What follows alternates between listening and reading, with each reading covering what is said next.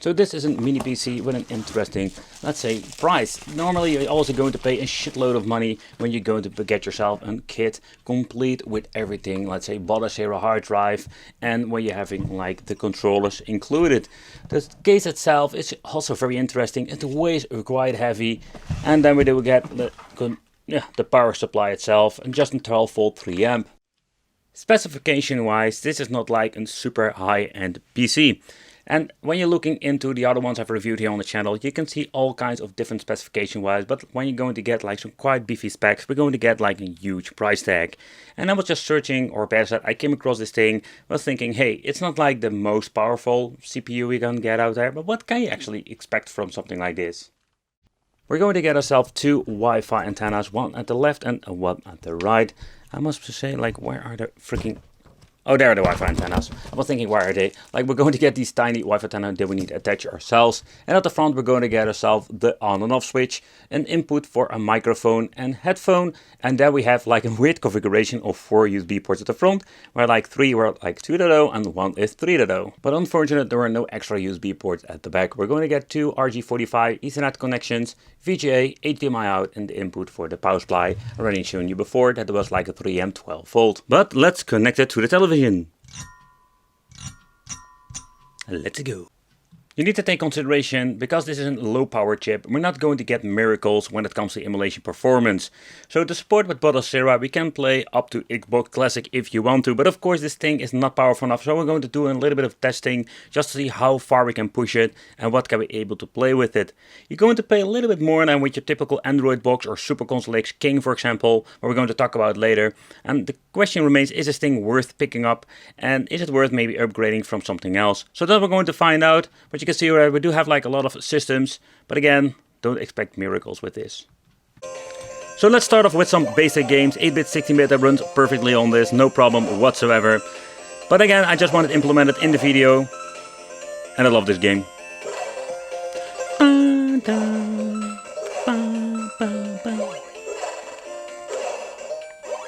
I don't notice any input lag whatsoever when it comes to the games.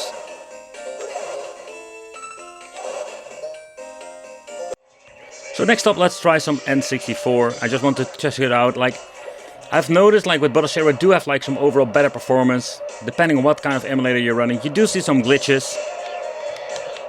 Let's see if we can even play the game, because with Android, this is absolutely unplayable. So besides the minor glitches, so far so good. Yeah, there is. There are the slowdowns. Okay, let's try a different game, and the reason why I just want to make sure how the performance in overall is. So when you're going to get into the Bodasera with PCs, we're expecting to get a little bit better performance, but still we do have like the same glitching going on. It's even worse now with freaking Cruise in the USA. Oh boy, this is not great. And this is basically like the limitation what you're going to get with a cheaper chip, or better said like an older PC. So unfortunate, maybe with some meshing you can get it better, but it doesn't really work that great. You can see slowdowns whatsoever. Alright, so next up let's try some GameCube. We're going to start off with a 2-dimensional game, because they are less demanding, and just wanted to see what can we able to play in this.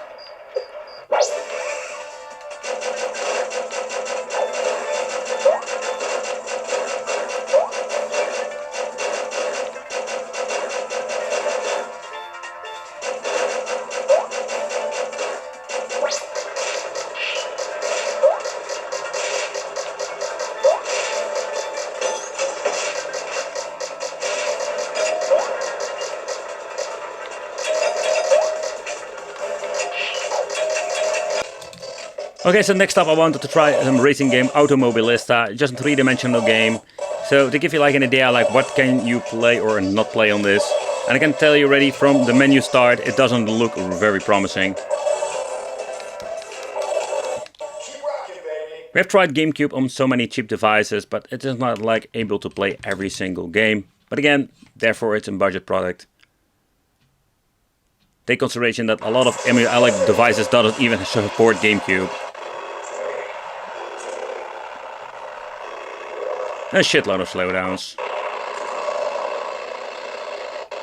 So GameCube for two-dimensional games, it runs okay, most part, but the three-dimensional games are absolutely unplayable. And the same thing is for Wii. It's all fun and game that they like try to implement it in stuff like this, like these mini PCs, but it doesn't really work. Like even the freaking intro is like lagging, and I can tell you when you get into the game it's not going to be any better. So unfortunate, I think up to the maximum with some GameCube two-dimensional stuff, but beside that, it doesn't run great on it. Alright, so let's try a little bit of Sega Naomi, just to see how it runs on a cheap machine like this. Yeah, you can hear some hiccups.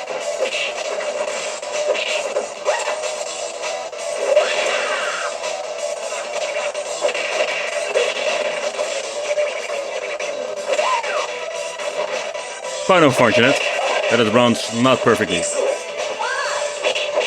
And even like when it jumps into the area, you can just see it stutter.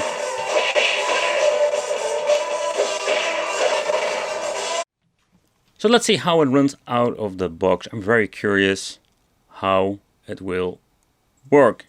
Yeah, so this is absolutely unplayable.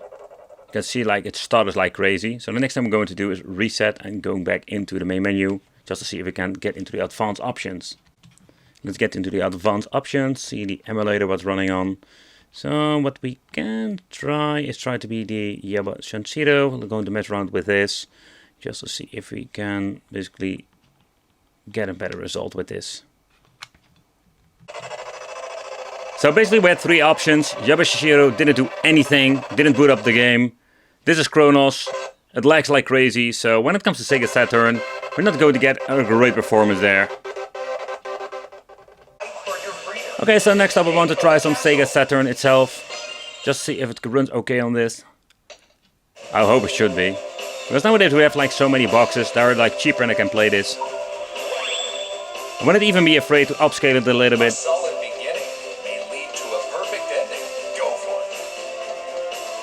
But let's try it as is. So far I can see no glitching whatsoever.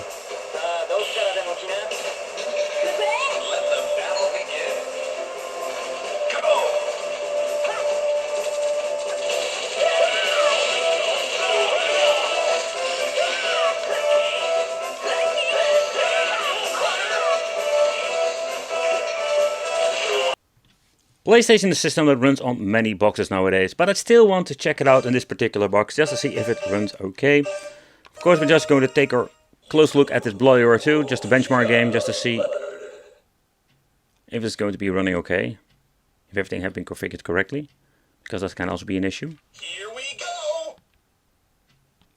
Get ready.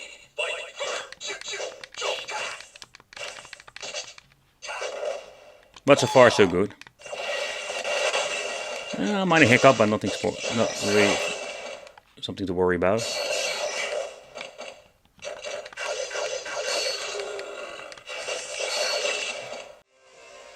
So basically PlayStation was like the system I would really love to see working on this, but yeah, I do have like the very like slow old CPU inside. It's not going to be in great performance in overall. So let's try a different game. You will see that it still has like the same problems. So in my opinion, PlayStation 2 is just unplayable. The only thing that we can do basically is going back to the main menu this time. Going into the special settings with the advanced game options. So there is not a lot of stuff we can basically change out. The only thing I can do is that we're going to have like say an skip draw hack. So the skip frames to improve this of the performance so smoother. So even with some implementing of frame skipping, we do have slightly better performance, but I'll be honest, like it still glitches, have a lot of issues whatsoever. But it's still not possible to play like this. So PlayStation 2 is in my opinion absolutely off the table when it comes to this. Okay, kinda weird maybe to benchmark, but I just wanted to see what happens if you're going to play the Metal Slug Collection for the PlayStation Portable. I did have like a lot of issues, a lot of games didn't even boot up, or we got some weird glitches going on. But again, like, this is not really a big demanding game. After some messing around, I did manage to get another game working, just to see how this will work.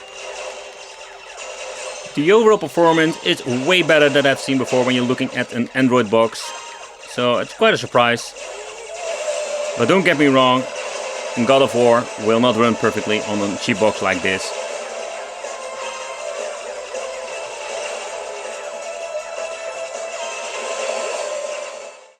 So what is a hit or miss with Emulation and of course these cheap Android boxes? We do have the option to play some more MAME games on this mini PC. So also if you want to get into some different games, we do have some better performance.